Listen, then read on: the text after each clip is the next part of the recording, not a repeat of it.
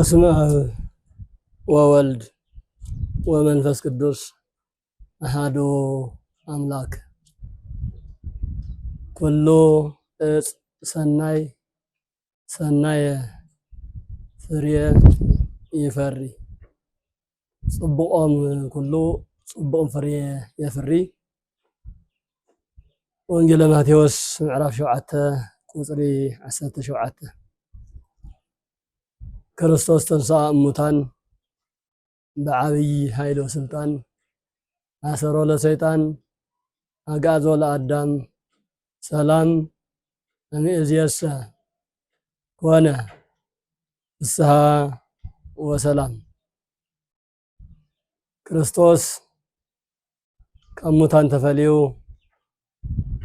ብሕታዊ ስልጣኑ ተላዒሉ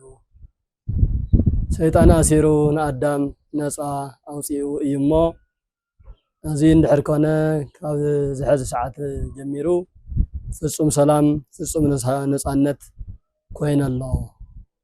ኢሉ ፍጹም ሰላም ፍጹም ነፃነት ትንሣኤ ልቡና ሰበኸልና አምላኽና ክርስቶስ ስሙ ንዝለዓለሙ ዝተባረኸን ዝተቀደሰን ይኹን እሞ ኣብዚ በዓለ ትንሣኤ በዓለ ሃምሳ ውሽጢ እናኽበርና እንርከብ ክርስቶሳውያን ኩላትና ሕዚ ሎማዓንቲ ድማ ነቲ ፍጹም ስልጣን ፍጹም ክብሪ ፍጹም ህይወት ዘለዎ ጎይታ እግዚአብሔር ዘወለደት ቅድስት ድንግል ማርያም እንደገና ንሳ ናይ ብርሃን አደ ናይ ህይወት አደ ናይ ህይወት መሰረት ኮይና ዝተወለደትሉ ዕለት ንምኽባር ኣብዚ ዓብይ ናይ ድንግል ማርያም በዓለ ልደት ዋዜማ ዕለት በፂሕና ኣለና እሞ ናብዚ ዘብፅሐና ልዑለ ባህሪ ኣምላኽና እግዚአብሔር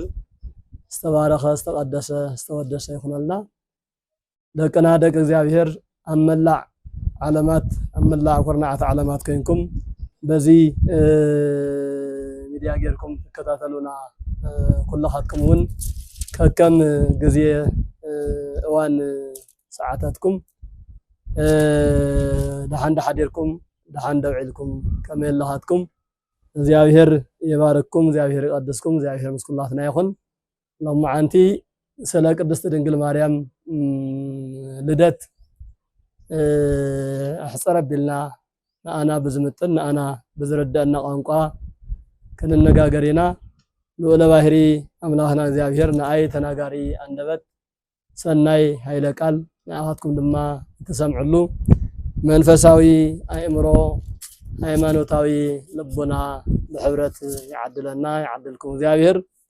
እሞ ናይ ሎማዓንቲ ናይ ትምህርቲ ርእሲ ክኾነና ዝኽእል ኣብ መእተዊ ከም ዝገለጽክዎ ኩሉ እፅ ሰናይ ፍሬ ሰናይ ይፈሪ። ጽቡቆም ጽቡቕ ፍረ የፍሪ ብዝብል መጽሐፍ ቅዱሳዊ ቃል ክንመሃሃር ክንነጋገር ኢና። ጽቡቆም ጽቡቕ ፍረ የፍሪ እዚ ቃል እዚ ዘተናገሮ ጎይታና መድሓኒና ኣምላኽና ኣምላክ ኩላትና ኢየሱስ ክርስቶስ ኣብ መዋእለ ስጋዊኡ ሰብ ኮይኑ ዓለም ንምድሓን ሰብ ንምድሓን ኣብዚ ዓለም እዚ ኣብ ዝመላለሰሉ ብፍላይ ኣብተን ናይ 3 ዓመትን 3 ወርሕን ናይ ወንጌል ኣገልግሎቱ ወንጌል ንዓለም ዘዳረሰሉ ውሽጢ ኮይኑ ዝተናገረን ቃላት እተን ወርቃማ ቃላት ዝበሃላ ሓንቲ እዛ ቃል እዚኣ እያ። እዚ እንትናገር ንምንታይ ተነጊሩ መን ከተማሂሩሉ ንዝብል ክርስቶስ ስለ መምህራን አንቀጸ መምህራን እዩ ኣብ ዘምህረሉ ሰዓት ተምሃራይ መሪፁ ህይወት ከትሕዞ ኣብ ዝኽእል ኣብ ጽቡቕ መምህር ክመሃር ከም ዘለዎ መምህር እውን ጽቡቕ ትምህርቲ ከምህር እምበር ንቃል ክርስቶስ ዘይምጥን ትምህርቲ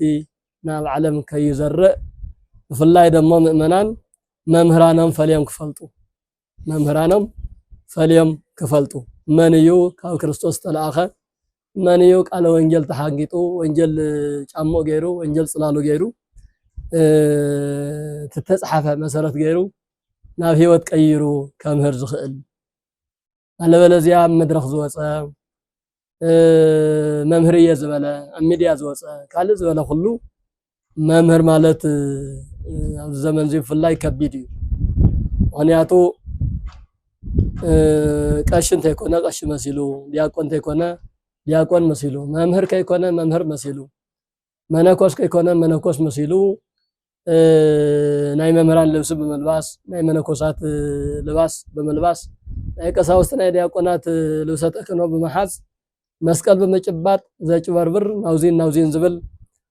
ኣብ ዝበዝሐሉ ሰዓት ከመይ ክንጥንቀቅ ከም ዘለና ናይናን ዘይናይናን ፈሊና ክንፈልጥ ከም ዘለና ከረድእ ኣብ ዝደልየሉ ሰዓት ክርስቶስ መምህራን ክፍለጡ ዝብል ትምህርቲ መሰምሃረ ከመይ ገና ክንፈልጦም ንኽእል ስም እግዚአብሔር ፀዊዖም ድሕር መፅኦም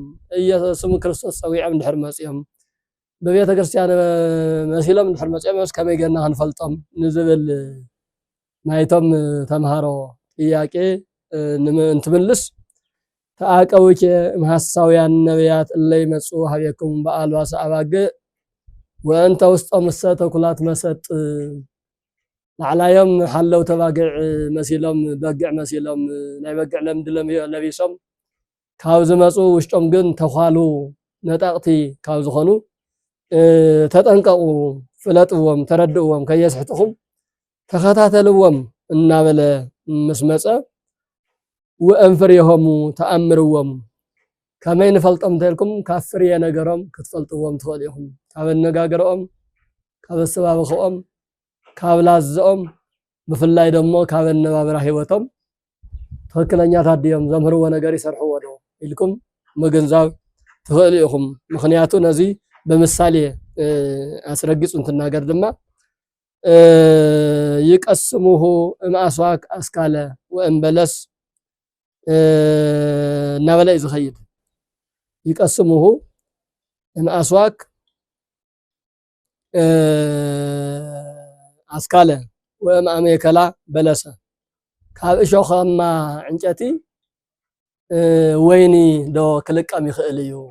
ወይስ ካብ በለስ ካልእ ዝሕሸ ነገር ክርከብ ዶ ይኽእል እዩ ኣይርከብን ምስ በለ ከማሆቼ ኩሉ እፅ ሰናይ ፍርየ ሰናይ ይፈሪ እምበኣር ካብ እሾኽ እዩ ዝርከብ ካብ ደንዴር መልክዕ ደንዴር ዝሓዘ ነገር ኢኻ ትረክብ ካብ ዓጋም እሾኽ ዘለዎ ዓጋም እሾኽ ኣሻኽ እዩ ኣሻኽ ነገር እዩ ከፍርን ከውፅእን ዝኽእል ካልኦትን ብተመሳሳሊ ከምኡውን ወእኩይሰ እፅ ፍርየ እኩየ ይፈሪ ክፉእ ዕንጨት እንተኮይኑ ክፉእ ነገር እዩ ሒዙ ዝፀንሐካ ፅቡቅ ኦም እንተኮይኑ ግን ካብ መጀመሪኡ ፅቡቅ ክብላዕ ንመብልዕ ዝተፈጠረ ፅቡቅ ኦም እንተኮይኑ ግን ፅቡቅ ፍረ እዩ ዘፍሪ እሞ በዚ የቢልኩም ክትፈልጡ ክትርድኡ ትኽእሉ ኢኹም ዝብል ሓሳብ እዩ ክርስቶስ ኣምላኽና ንደቀ መዛሙርቱ ዘምህሮም ንኣና እውን ትምህርቲ እዚ ወሳንን ኣድላይን ኮይኑ ስለ ዝተረኸበ ኩሉ ግዜ ንመሃሃረሉ እዩ ብፍላይ ኣብዚ ዘመን እዚ ኩነታቱ የማነ ፀጋሙ እዋኑ እንታይ ምዃኑ ፈሊኻ ኣብ ዘይትፈልጠሉ መሸገሪ ኩሉ መምህር ኣብ ዝኾነሉ ኩሉ ሰባኺ ዝኾነሉ ኩሉ ለባም እየ በሃሊ ኩሉ መንበብ እየ በሃሊ ኩሉ ሃይማኖተኛ እየ በሃሊ ግን ናይ ሃይማኖት ጣዕሚ ናይ ሃይማኖት ላዛ ዘይብሉ ብዙሕ ሰብ ካብ ቤተ ክርስቲያን እናውፀአ እናኸብለለ ናብ ኣዳራሽ ዝወስደሉ ንስሙ ኢየሱስ ጎይታ እዩ እናበለ ዝሰብኽ ግን ንጎይትነቱ ዝምጥን ቃላት ዘይናገር ናብ ግብረ ዝሙትን ናብ ግብረ ኢሉሚናቲ ናብ ግብረ ሰይጣንን ዝወስዱ ኣካላት ኣብ ዝበዝሕሉ ክርስቶሳውያን ደቅና ብደንቢ ክትግንዘቡ ህይወት ክትሕዙ መምህራንኩም ክትፈልጡ በዚ የቢሉ መልእኽትና እውን ክኸውን ስለ ዝግባእ